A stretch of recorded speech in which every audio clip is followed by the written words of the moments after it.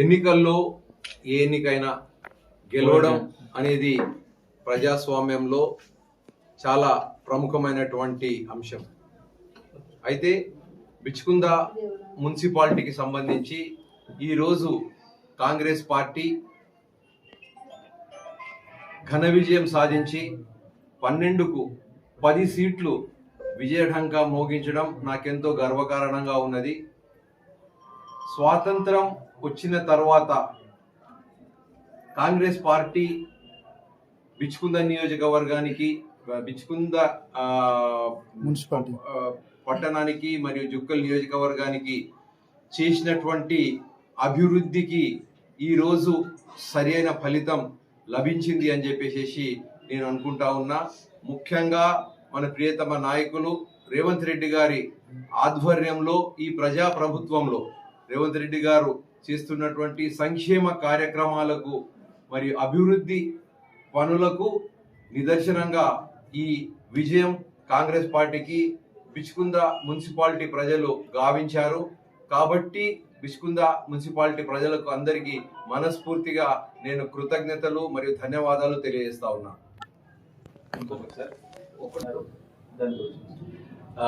Bichkunda municipality ward number 1లో మరి హనుమవ్వకు ticket ఇవ్వడం అంటేనే అది కాంగ్రెస్ పార్టీ యొక్క సిద్ధాంతాలకు మేము కట్టుబడినటువంటి మా యొక్క నిబద్ధతకు నిదర్శనం. గోని హనుమవ్వ మరి గంగారాం అనేటటువంటి కాంగ్రెస్ పార్టీ కార్యకర్తకు భార్య. దురదృష్టవశాత్తు గంగారాం గత వారం రోజుల కింద పరమపదించడం జరిగింది. ఆయన చనిపోయినాడు. చనిపోతే మరి ఆ కుటుంబము కాంగ్రెస్ పార్టీకి చేసినటువంటి సేవకు ప్రతీకగా హనుమవ్వకు టికెట్ ఇవ్వడం జరిగింది. ఇప్పుడు హనుమవ్వ పరిస్థితి చూస్తే చాలా పేద పరిస్థితి. ఆమె ఇప్పటికి కూడా రేకుల షెడ్డులోనే నివాసం ఏర్పరచుకొని ఉంటుంది. అయితే హనుమవ్వకు మేము టికెట్ ఆమె అడగలేదు. ఆమె ఏమనుకుందంటే కాంగ్రెస్ పార్టీ, మా ఆయన చనిపోయిండు, కాంగ్రెస్ పార్టీ మమ్మల్ని పట్టించుకోదు అని చెప్పేసి ఉద్దేశంతో ఉన్నప్పటికీ నేనే స్వయంగా వెళ్ళి హనుమవ్వ, నేను మీకు కాంగ్రెస్ పార్టీ నుంచి టికెట్ ఇస్తా అని చెప్పడం జరిగింది.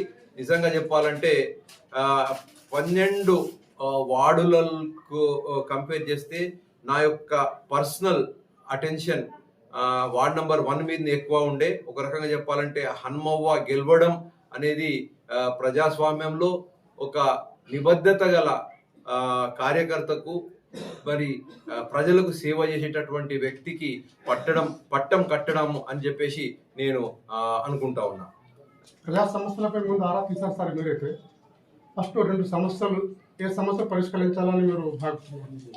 మొట్టమొదటిగా మౌలికమైనటువంటి సమస్య అంటే ముఖ్యంగా నేను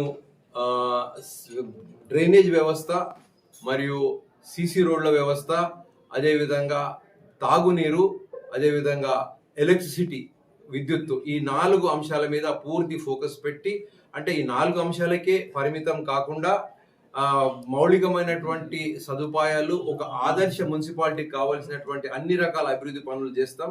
కమ్యూనిటీ హాల్లు కావచ్చు, అదేవిధంగా పచ్చదనం కావచ్చు, కాలుష్యం రహితమైనటువంటి విద్యుత్ అంటే చెత్త డిస్పోజల్ కావచ్చు.